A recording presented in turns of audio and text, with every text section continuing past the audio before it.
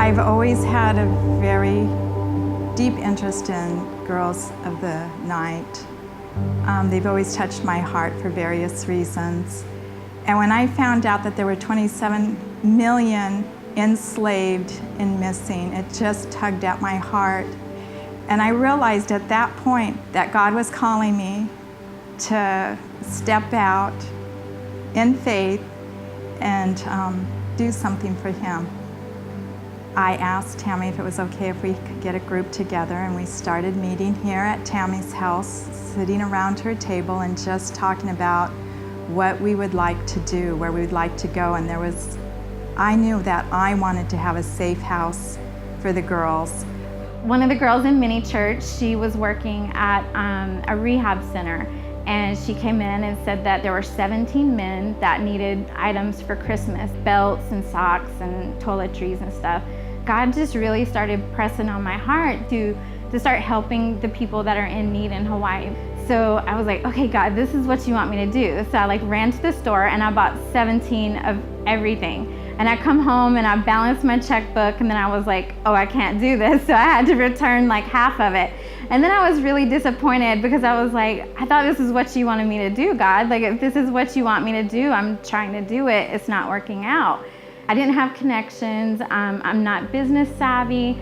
I definitely don't like being a leader or speaking or writing, that kind of thing. So I was like, okay, God, I'm here, I'm willing, I'll do it, your way, just provide the way. And so my mind, the idea of Him providing the way was for somebody to step up and start the ministry, and then I would step behind them and be like their biggest supporter, their biggest volunteer, and I was getting mad because it wasn't happening. I was like, why isn't somebody listening to what God's telling them to do? God's got to be telling somebody to step up and do this.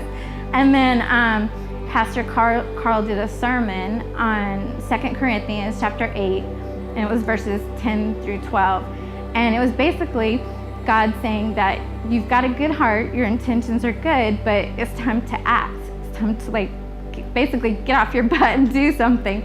So I got on Facebook that night, made a Hope Closet page. I posted an ad on Craigslist and Facebook and explained that Hope Closet was going to be collecting donations from around the island of clothing, food, baby items, furniture, housewares, and that we would be giving it to families in need and the homeless around the island. By Saturday evening, our garage was packed.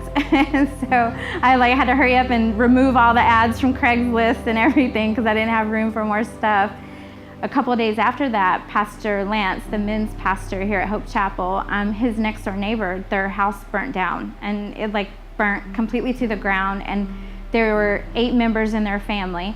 And so there was a church next to them that provided them with a space to stay in.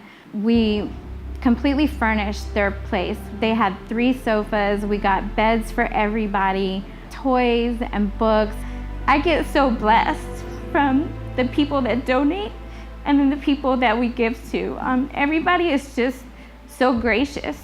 They're so happy to help. And so I think that's what God wanted me to do, is be the go-between.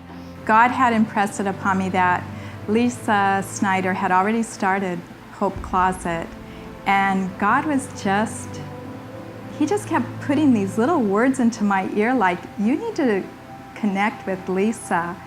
He's the one who told me that I need to ask Lisa if she would like to be under Islands of Hope, because eventually we see where the girls, after they have healing and they're ready to get back into the workforce or training, Lisa will be able to take them under her wings and train them in the workforce. So we asked Lisa if she'd like to be under Islands of Hope. I truly felt like that God brought Vicki and I together, that there's a purpose, because a lot of people come alongside you and say they want to help and they want to do things and they have visions, but this really felt like it was Spirit-led. If God is placing something on your heart, if you feel like He's calling you to do something or to be a part of something, don't hesitate because none of us are equipped to do what God's called us to do. So just take that first step of faith and just start doing it. Like, even if you're not sure what it's supposed to look like or how it's supposed to be done, just start, and God will start unfolding the steps for you. I just feel like I'm just the girl next door. I had no idea that God was going to have me step out doing this. I totally am not capable of doing what I'm doing. It's like, none of this is about us. It's about what God can do through us. So you really just have to start moving.